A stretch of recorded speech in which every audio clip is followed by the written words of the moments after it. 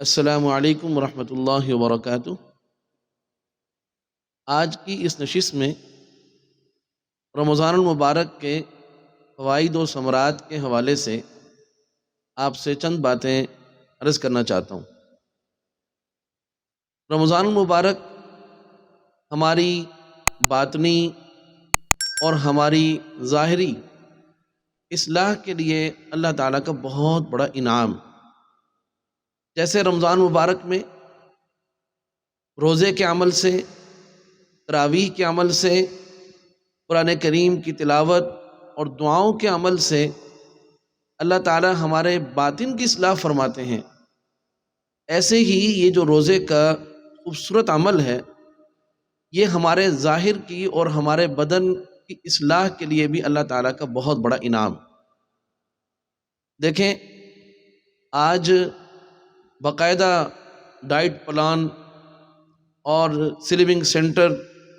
یہ سب بنائے جا رہے ہیں تاکہ ہمارا جو جسمانی خد و خال ہے اور جو ہمارا جسمانی نظام ہے وہ درست ہو جائے، ہمارا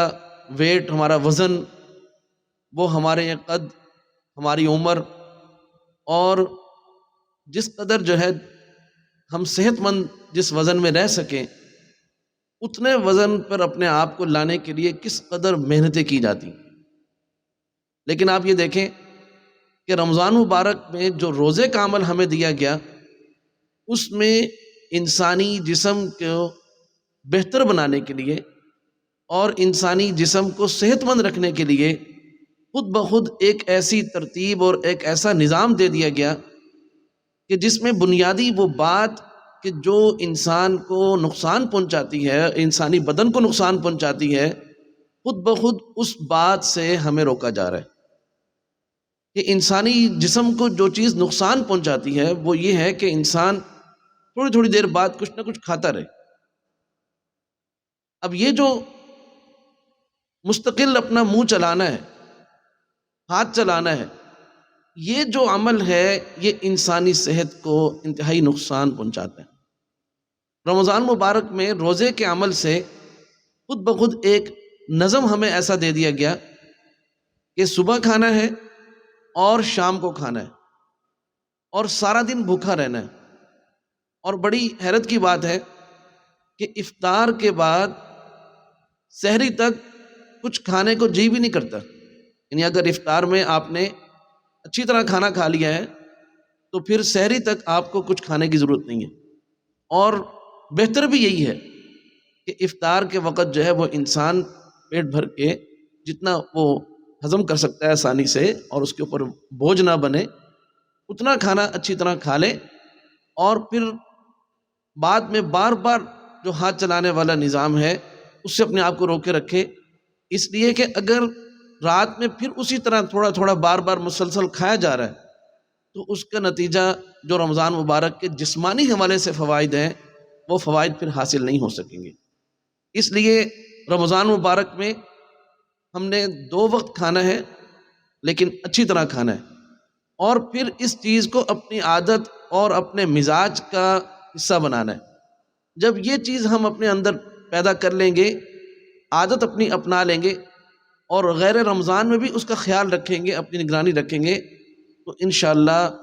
ہماری صحت پر اس کے بہترین ثمرات اور بہترین فوائد مرتب ہوں گے۔ ایسے ہی رمضان مبارک میں ہمیں جو عبادات کا نظام دیا گیا کہ عشاء کے بعد تراویح کا اہتمام ہے اور پھر تہجد کے وقت جاگا جا رہا ہے، اور اس کے بعد آپ نے صبح اٹھ کے اپنے دن کے کام کاج کرنے، اور دوپہر میں آپ جو ہے وہ کچھ دیر آرام کرتے ہیں، اسی طرح فجر کے بعد آپ کچھ دیر آرام کرتے ہیں، تو آپ کی نیند میں بھی کچھ نہ کچھ ایک ترتیب بنتی ہے اور ایک اس کے اندر کمی پیدا ہوتی ہے۔ تو جیسے اس معاملے میں ہم نے اپنے آپ کو بہتری کی طرف ہم لائے کہ ہم نے جو ہے وہ کثرت طعام کے بجائے قلت طعام پر ہم نے اپنے آپ کو لانا ہے کہ ہم جو ہے وہ کم کھانے کی عادت ڈالیں، اس لیے کہ انسان کو پیٹ بھر کر اور بار بار کھانے سے صحت کے معاملے میں جتنا نقصان ہوتا ہے وہ کسی اور معاملے میں اس کو اتنا نقصان نہیں ہو سکتا۔ ہم آپ اگر ہسپتالوں کا وزٹ کریں تو اس میں یہ بات بآسانی ہم دیکھ سکتے ہیں کہ ہسپتالوں میں زیادہ تر مریض وہ ہوتے ہیں جو زیادہ کھانے کے عادی ہوتے ہیں۔ کم کھانے کا جو مزاج ہے، کم کھانے کی جو عادت والے لوگ ہیں، وہ بہت کم بیمار بھی ہوتے ہیں۔ اسی طرح رمضان مبارک میں نیند میں جو کچھ کمی لائی گئی اور جسمانی مشقت عبادات کے ذریعے سے بڑھا دی گئی، تو اس سے یہ بات معلوم ہوئی کہ رمضان مبارک میں ہماری یہ تربیت کی جا رہی ہے کہ اپنے مزاج سے سستی کو دور کرو، اپنے مزاج میں چستی لاؤ، اور اپنے مزاج کے اندر اور اپنی عادات کے اندر جسمانی مشقت جو ہے وہ اختیار کرنے کی اور اپنانے کی تم عادت ڈالو۔ تو گویا دوسری صفت جو رمضان مبارک میں ہمارے اندر پیدا کی جا رہی ہے وہ ہے قلت منام، یعنی ہم کم سونے کی عادت ڈالیں۔ اس لیے کہ جیسے کثرت طعام انسان کو نقصان پہنچاتا ہے، ایسے ہی کثرت منام،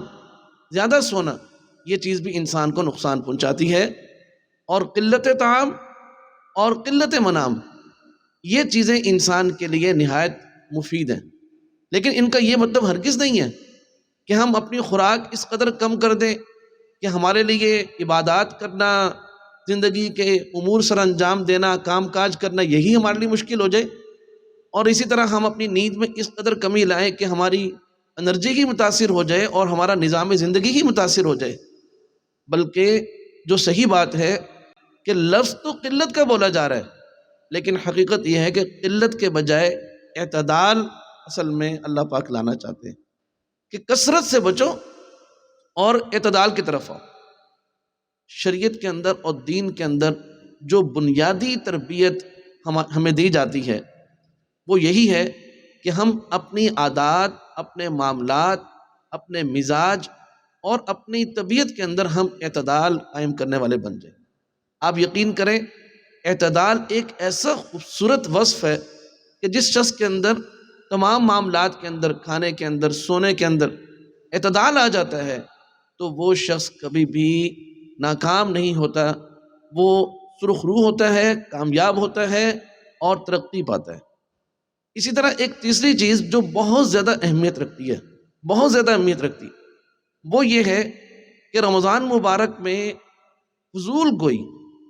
اور بلا وجہ بولتے رہنا، اس چیز پر خصوصی توجہ دی جانی چاہیے، اور یہی احادیث سے بھی معلوم ہوتا ہے اور یہی اکابر اور اسلاف کی تربیت سے بھی معلوم ہوتا ہے کہ انسان کو جتنا نقصان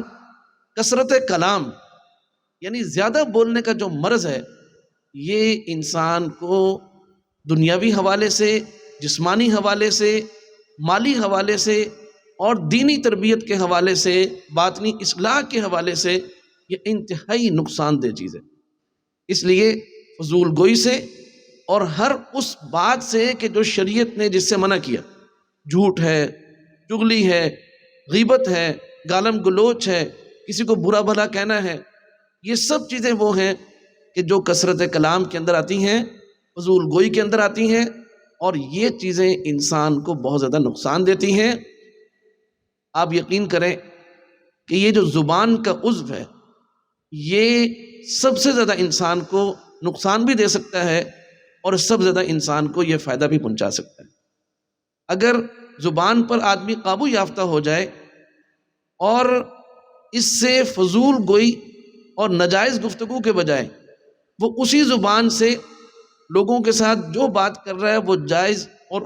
اللہ تعالیٰ کی بتائی ہوئی حدود کے اندر رہ کر کر رہا ہے، اور قرآن کریم کی تلاوت کر رہا ہے، درود شریف پڑھ رہا ہے، اللہ تعالیٰ کا ذکر کر رہا ہے، تسبیحات کر رہا ہے، اللہ تعالیٰ سے دعائیں مانگ رہا ہے،